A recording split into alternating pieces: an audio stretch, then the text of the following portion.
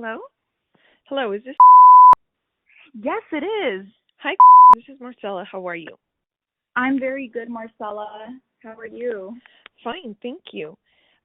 So I just want to remind you that this call is recorded, and we can use it for marketing and advertising purposes.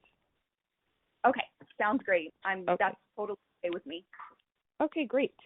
So, let's go ahead and get started. What questions do you have regarding your trademark or anything you want to register?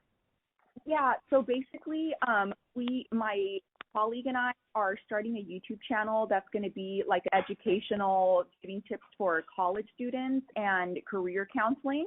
Mm-hmm. So that's eventually down the road, we want to have an Etsy shop and sell items with our name on it and do counseling and consultation services and paid workshops, eventually a podcast. That's going to be down the road. What we want to do now is the YouTube channel, and we're naming our YouTube channel as well as everything else. So what we need help with is the trademark. So I guess the first question we have is,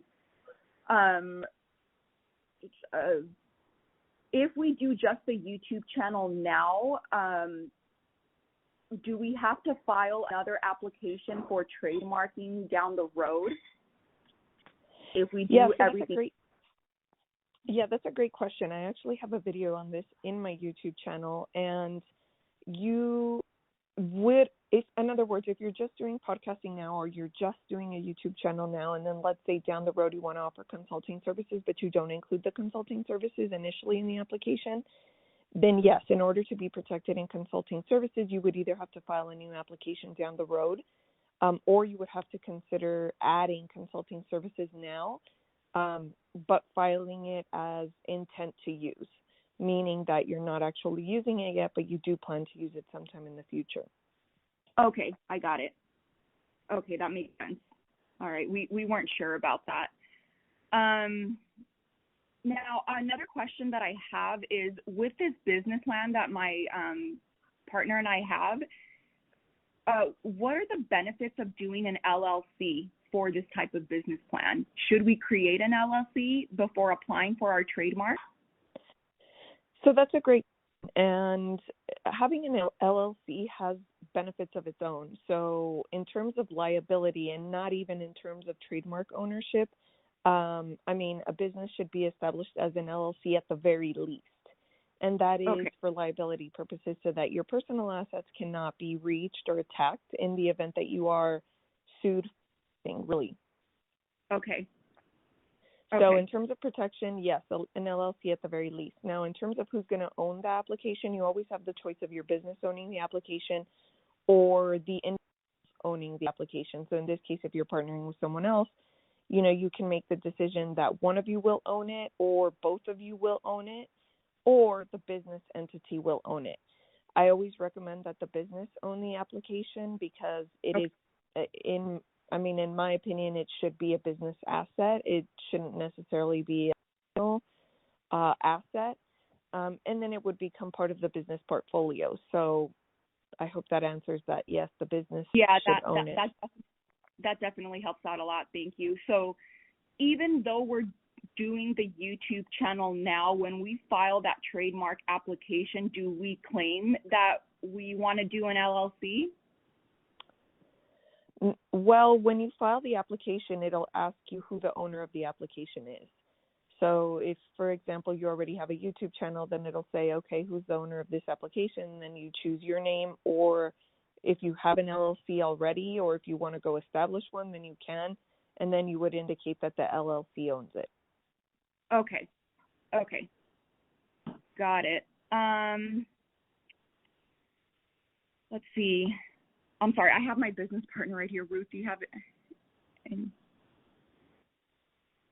Yeah, so Gloria, then if we submit the application without an LLC and later make one, if we get sued, our name will be on that application. So at that point, would they be suing us, or if we have an LLC later, would it be the LLC? Does that make sense? Like, so if we file it under... Yeah, so if you were to get sued but you don't have an LLC, then yes, they are suing you guys individually. If you do have an LLC, then they would be suing your LLC. Got it. Okay. So if we file for the trademark application now under one of our names, before making an LLC, then it would be one of us that gets sued, correct? Correct. Or both of you. Okay. That makes sense. I have a question, Marcella. How much would you charge us to file the application for us? So we offer different packages for trademark filing, and I can go ahead and email those to you. But the base package goes all the way up to plus the application fee. And of course, the application fee depends on how many goods and services you're going to have. So how many IDs you have. So for example, podcasting might be one, merchandise might be another, consulting might be another. So then that would be 3.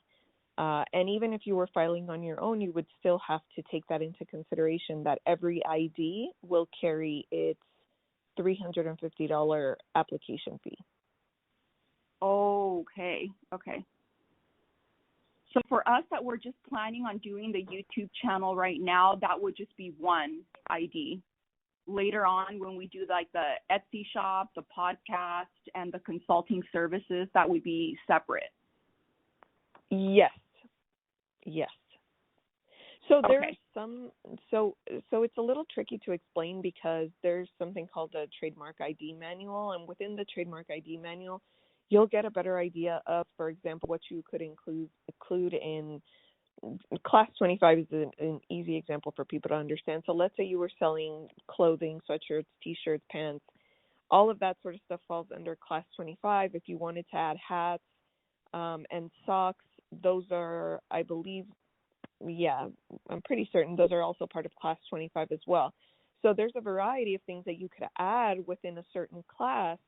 And then if it becomes something that's just obvious that's not in Class 25, then yes, it usually is another class, but you can always check against that Trademark ID Manual. Okay.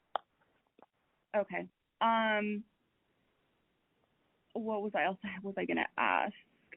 Can we launch our YouTube channel, our Instagram, our blog before trademarking? Do you think that'll be okay? We haven't started. Mm-hmm.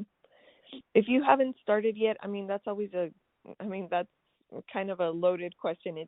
It's one that's a little tricky to answer also because, again, if you've watched some of my videos, you know that if you launch without having registered something, you kind of have to ask yourself, well, what's at risk?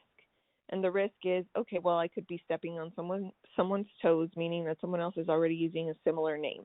Okay, well, what happens if that person becomes aware? Well, then that person has the choice of either sending you a cease and desist letter, sending you an email, or they could just, outright file a lawsuit, which doesn't always happen. You'd usually receive some kind of notification beforehand that, hey, we're using this. Can you please stop using it?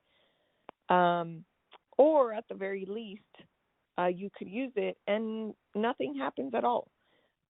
So that's the best case scenario is you use it and everything's great. And now you're using it and nobody says anything and it's not in conflict with anybody else's mark. So I think that's kind of a risk you have to decide whether or not you want to take.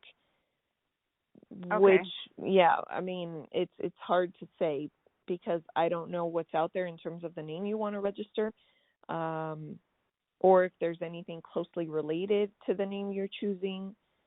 So I think it all depends. But even if you knew there was something out there that was similar, do you want to take the risk that somebody is going to say something to you? And my answer always is, well, you never know unless you try, but you have to be prepared to pivot if there is an issue, or change your name, or, lose a couple marketing dollars if you have already invested something.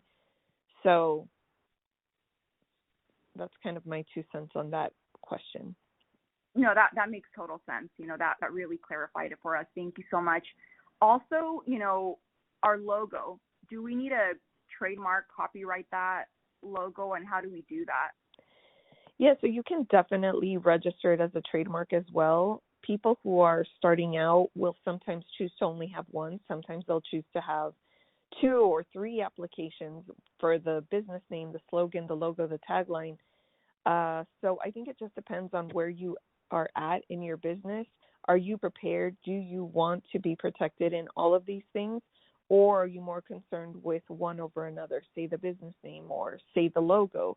And, keep in mind that once you register a logo, you shouldn't change it. So if for any reason you're uncertain about what the logo looks like, then I wouldn't recommend filing an application for that logo, knowing very well that you might make tweaks to it, because the way you register it is the way you should use it for protection purposes. That makes total sense. Okay. Yep. All right. Got it. Any questions? No, I think I'm good. I think that answered all of our questions. Yeah, that pretty much got it. But yeah, Marcella, if you can email us a package, because I Sure. do think we might need help with the application, because finding that trademark manual ID is very difficult. Okay, sure. For us. So we may consider. Okay, sounds good. I will send that over to you, and I have your email address. Let me just double check. This is a silly question, but we're in California. That doesn't matter, right? That you're in Texas? No, the way I file trademarks is with the United States Patent and Trademark Office. And so it's a national registration, so you could be in any state and I could be in any state. Got it. Okay. Sounds good. All right. Awesome. Those are all the questions that we have. Thank you so much for taking the time to take this phone call. We really appreciate it. No problem. Okay, so I'll send that over, and if you do not receive it for whatever reason, then definitely reach back out. Thank you so much. All right, you too. Have a great day. Okay, thank you. Okay, bye-bye. You too. Bye.